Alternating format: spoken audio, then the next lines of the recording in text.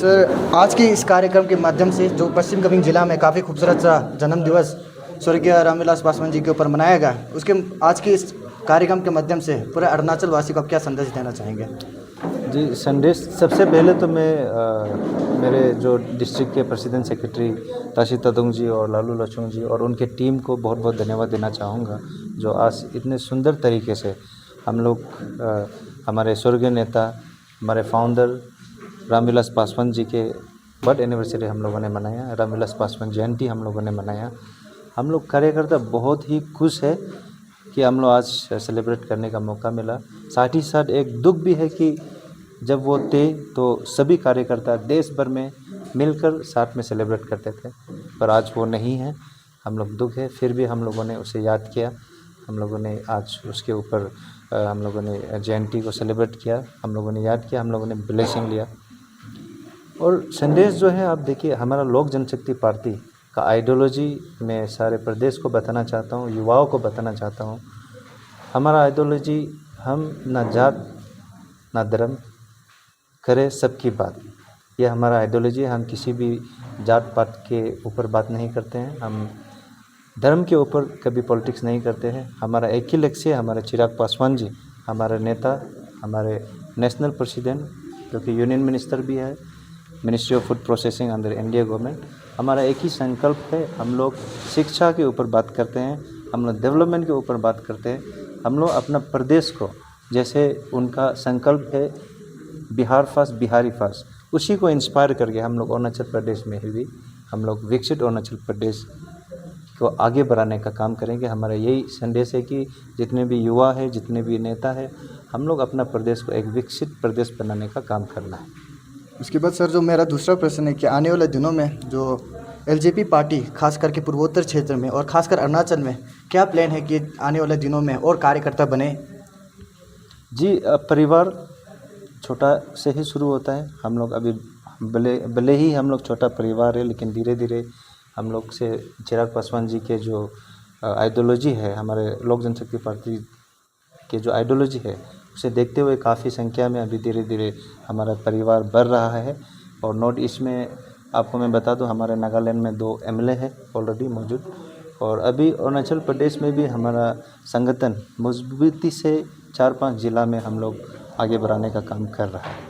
उसके बाद सर, आने वाले दिनों में एलजेपी पार्टी की ओर से खास करके क्या रोड मैप है युवाओं को बढ़ावा देने के लिए, और जैसे आपने अपने भाषण में भी कहा जोर देते हुए कि जो ट्राइबल एड्रेस को लेकर के, यहाँ के जो लोग के तकलीफ़ों को लेकर के आप लोगों का क्या रोड मैप है सर आने वाले दिनों में? हाँ, देखिए, हर समय समस्या बताने से नहीं होता है, समस्या को हल करने का सुझाव भी देना चाहिए कोई भी नेता को। तो हम लोग का वही एक सुझाव है, और मेरा अपील भी है जितने भी हमारे युवा है और जो अनएम्प्लॉयड यूथ्स है, आप आइडल मत रहिए।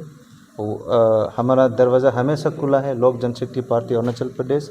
जैसे हमसे जो हो पाएगा, जैसे हमारा चिराग पासवान जी के जो मिनिस्ट्री है, उनके अंतर्गत जो भी प्रोजेक्ट्स है, स्कीम्स है, उसके बारे में आपको कुछ भी जानना है, कुछ भी आपको उसके बारे में बहुत ही डिटेल से, विस्तार से आपको जानना है, लाभ उठाना है, आप हमारे साथ आ सकते हैं, हमसे संपर्क कर सकते हैं। हम ज़रूर 100% मेरे युवाओं को, अनएम्प्लॉयड यूथ्स को मदद करेंगे।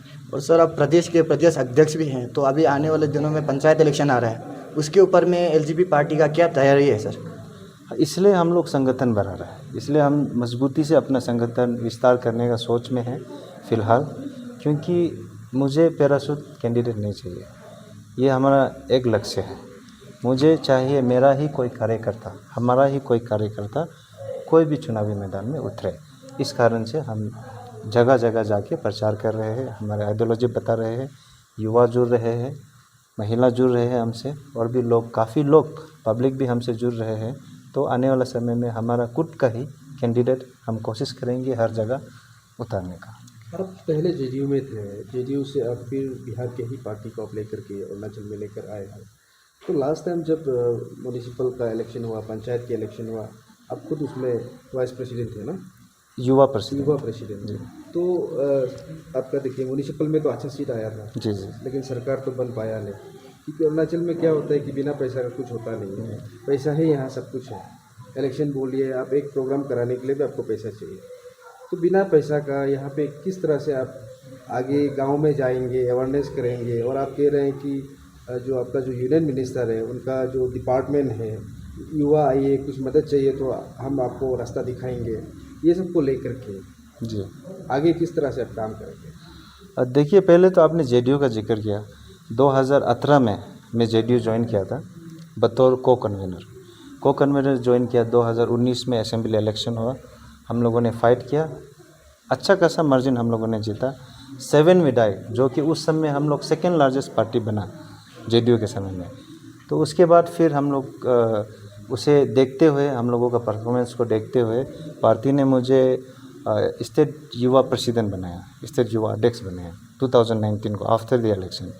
फिर 2020 में पंचायत और म्यूनिसिपल इलेक्शन आया, जैसे आपने अभी जिक्र किया, तो उसमें मुझे चेयरमैन के रोल पे उस इलेक्शन में तो नियुक्त किया गया। तो क्योंकि मेरा उस समय मौजूदा प्रेसिडेंट इलेक्शन लड़ रहा था, तो उसमें भी जो हम लोगों ने काफ़ी अच्छा नंबर में परफॉर्मेंस लाया। फिर बाद में जब वो इलेक्शन ख़त्म हुआ तो मुझे हमारा परफॉर्मेंस को देख के जनरल सेक्रेटरी बनाया।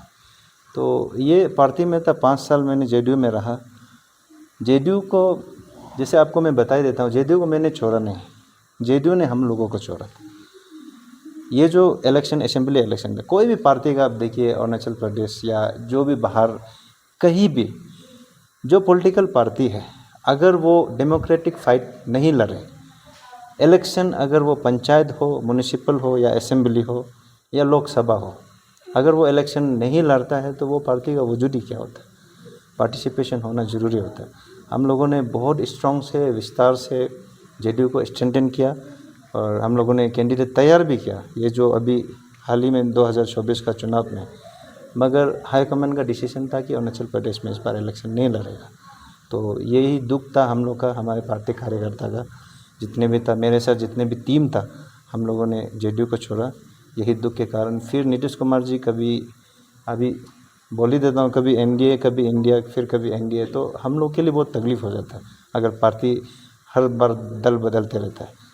तो अभी जो है, लोक जनशक्ति पार्टी को मैंने नहीं चुना, मुझे लोक जनशक्ति पार्टी ने ये मौका दिया और मुझे बुलाया कि उसके पार्टी को आगे अध्यक्षता करने के लिए। और मेरा पर्सनल इंटरेस्ट भी है, क्योंकि मैं फ्यूचर के साथ काम करना चाहता हूँ। मुझे चिराग पासवान जी का जो सोच है, चिराग पासवान जी का जो विचारधारा है, वो सिर्फ मैं ही नहीं, मेरे जितने भी टीम है, हम लोग और काफ़ी सारा युवा है देश में, सभी लोग उसको मानते हैं, उसको समझते हैं। जैसे कि मैं पहले भी कहा, वो सिर्फ और सिर्फ डेवलपमेंट, एजुकेशन, इसके बारे में ही बात करते हैं, और से कैसे करके वो चेंजेस लाएंगे। और जैसे मैं बार बार बोलता हूँ, विकसित राज्य बनाने का जो सपना है वो हम सबको देखना चाहिए और सुझाव उसमें देना चाहिए। एक चीज़ है, अभी पंचायत इलेक्शन सामने है यहाँ पे जी और आपका जो नेता जो है वो असेंबली इलेक्शन इस बार कॉन्टेस्ट करने जा रहे हैं बिहार से, जी। तो आप लोगों को क्या समय मिलेगा कि यहाँ पंचायत इलेक्शन आप लोग प्रिपरेशन करेंगे ना, वहाँ बिहार का इलेक्शन में आप लोग करेंगे? देखिए, बिहार इलेक्शन में हमारा चिराग पासवान जी काफ़ी है। हमारा वहाँ में जितना भी कार्यकर्ता है, सब चिराग पासवान बन के काम कर रहा है। हम लोग भी अरुणाचल प्रदेश में जो मदद हमसे हो पाता है हम लोग करेंगे। पंचायत यहाँ फुल्ली हम लोग यहाँ फोकस करेगा, चिराग पासवान जी वहाँ असेंबली में फोकस करेंगे, हम लोग अपना अपना फोकस करेंगे। जैसे चिराग जी यहाँ 2 बार आ चुका है, आपने जैसे देखा होगा, तो उसमें भी उसने साफ तरीक़े से हमारे जो बैठक हुआ था हम लोग कार्यकर्ता के बीच, कहा है कि हमें इंडिपेंडेंटली इलेक्शन में जो अरुणाचल प्रदेश का मैटर है हमें संभालने के लिए। एक चीज़ है, जैसे कि इस बार आपका एक कैंडिडेट था सिजूसा पके के संघ से, जी तो वहाँ पे रूलिंग गवर्नमेंट का एक सिटिंग बीजेपी प्रेसिडेंट था। तो अभी पंचायत इलेक्शन में भी क्या ये देखने को मिलेगा कि आप इंडिया में अलायंस है, बीजेपी से भी होगा और जो अलायंस जेडीयू है उससे भी होगा, फिर आपका भी कैंडिडेट होगा, तो अलायंस का क्या मतलब है? अलायंस हम लोग मिल के चलाएँगे गवर्नमेंट, अब जो भी बनेगा। तो यहाँ इलेक्शन में तो आप लोग अलायंस तो करेंगे नहीं, इलेक्शन आप तो लोग अपना कैंडिडेट ही उतारेंगे। बिल्कुल बिल्कुल, इलेक्शन हम लोग फ्री फाइट करेंगे, दोस्ती यारी की तरह।